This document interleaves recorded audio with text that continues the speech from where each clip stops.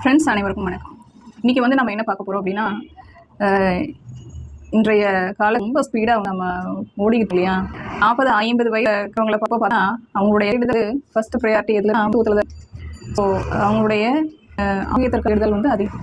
அதை நம்ம இப்போ இருந்தே நம்ம சரி பண்ண என்ன ஆகும் அப்படின்னா, 40-50 வயதில் வந்து என்ன ஆகும்னா இந்த ஆரோக்கிய குறைபாடு அப்படிங்கிறது வந்து நம்மளுக்கு வராது. சரி, ஸோ உடம்புல இந்த அப்படிங்கிறது வந்து இருக்கிறதுனால தான் இந்த உடம்பையும் நம்ம வந்து கொஞ்சம் வைக்கிறோம். இந்த வலி அப்படிங்கிறது இல்லைன்னு வச்சுக்கோங்களேன், நம்ம இந்த உடம்பை வந்து என்ன பண்ண மாட்டோம், ஒரு பொருட்டாகவே நம்ம எடுத்துக்க மாட்டோம்.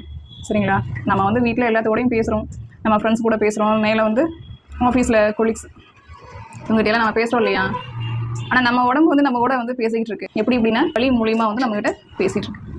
ஸோ இந்த வலி அப்படிங்கிறது வந்து உடல் நம்மகிட்ட வந்து கன்வே பண்ணக்கூடிய ஒரு விஷயம். அப்படி இந்த இடத்துல ஒரு பிரச்சனை இருக்குது, நீ கவனிக்கணும் அப்படின்னு சொல்லி உடம்பு நம்மகிட்ட பேச. சரிங்களா, ஸோ அதை ஒரு எடுத்துகிட்டு நம்ம என்னன்னா அதுக்கு ஒரு மாத்திரை மருந்து நம்ம சாப்பிட்றோம். சரிங்களா, ஸோ வலிங்கிறது வந்து என்னென்னா உடம்பு தரக்கூடிய விஷயம்.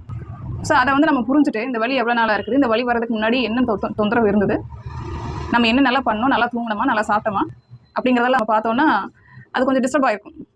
சரிங்களா, ஸோ அதனால தான் என்ன ஆகுது அப்படின்னா இப்படி ஒரு சிம்டம்ஸ் வந்து நம்ம உடம்பு வந்து நம்ம கூட பேசிக்கிட்டு இருக்கு.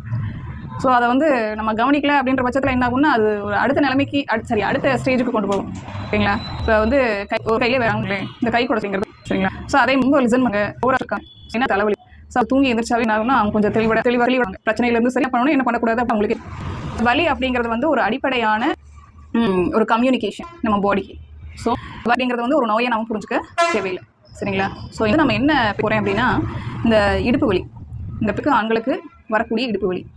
பெண்களுக்கு வந்து பார்த்தீங்கன்னா பீரியட் டைம்ஸில் இருக்கலாம். பீரியட் டைம்ஸில் வந்து ஒரு சிலருக்கு வலி இருக்கலாம், ஒரு சிலருக்கு வலி இல்லாமையும் இருக்கும்.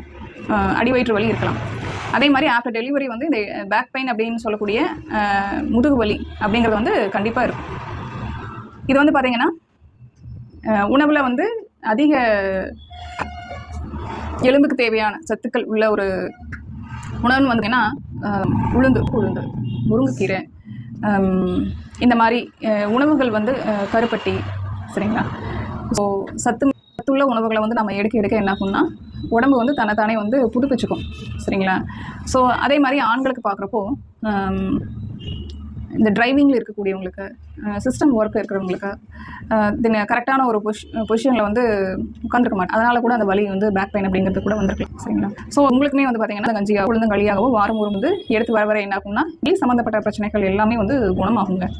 சரிங்களா, மேலும் வந்து இல்லை எனக்கு அதுக்கெல்லாம் வந்து செஞ்ச நேரம் இல்லை, அப்படியெல்லாம் எடுத்துக்க நேரம் இல்லைன்னா நீங்கள் என்ன பண்ணுங்கன்னா இதுக்கான ஒரு மருத்துவ முறையாக நம்ம என்ன பார்க்கணுன்னா உங்கள் பக்கத்தில் அக்குபேர் ஏதாவது இருந்தது நீங்கள் போய் சிட்டிங்ஸ் வந்து நீங்கள் எடுக்கிறப்ப என்ன அந்த சக்தியை வந்து சரி செய்யும் நேச்சர். இப்போ ஆக்சுவலி ட்ரீட்மெண்ட் எடுக்கிறப்ப என்ன ஆகும் அப்படின்னா நாடுக்கு நீர் இருக்கும். அந்த வறுமைகளில் இருக்கக்கூடிய வர்ம புள்ளிகளில் ஸ்டிமுலேஷன் கொடுக்குறப்ப என்ன ஆகுது அப்படின்னா அந்த தேவையான சக்தி மாற்றம் வந்து அங்கே. ஸோ அதனால் என்ன அந்த வலி சம்பந்த பிரச்சனைகள் வந்து குறைய ஆரம்பிக்குது. இன்னொன்று மருந்தில்லாத மருத்துவமும் கூட. மேக்ஸிமம் வந்து நீங்கள் என்ன பண்ணணும் அப்படின்னா உங்களுக்கு ஏதாவது உடல் ரீதியான தொந்தரவு இருக்குது அப்படின்னா இந்த மருத்துவம் வந்து நீங்கள் எடுத்துக்கிறது நல்லது. அக்யூபங்க்சர், யோகா, தியான முறைகள், முத்திரைகள். ஸோ இந்த மாதிரி ஒரு மருத்துவத்தில் வந்து நீங்கள் எடுத்துக்கிறப்ப என்ன ஆகும்னா உடலும் வந்து குணமாகும், மனமும் வந்து தெளிவாகும். சரிங்களா, மன ரீதியான ஒரு டிப்ரெஷனில் இருக்கிறீங்க, இல்லை எனக்கு தூக்கமே வர மாட்டேங்குது, ஓயாவது ஒரு குழப்பமான ஒரு சிந்தனையாகவே வந்து ஓடிக்கிட்டு இருக்கு, மனம் வந்து தொடர்ந்து வந்து பேசிக்கிட்டே இருக்குது. ஸோ ஒரே இருக்குன்றவங்களுக்கு பார்த்தீங்கன்னா இந்த அக்யூ சிகிச்சை நல்லா உங்களுக்கு. சரிங்களா, நன்றி.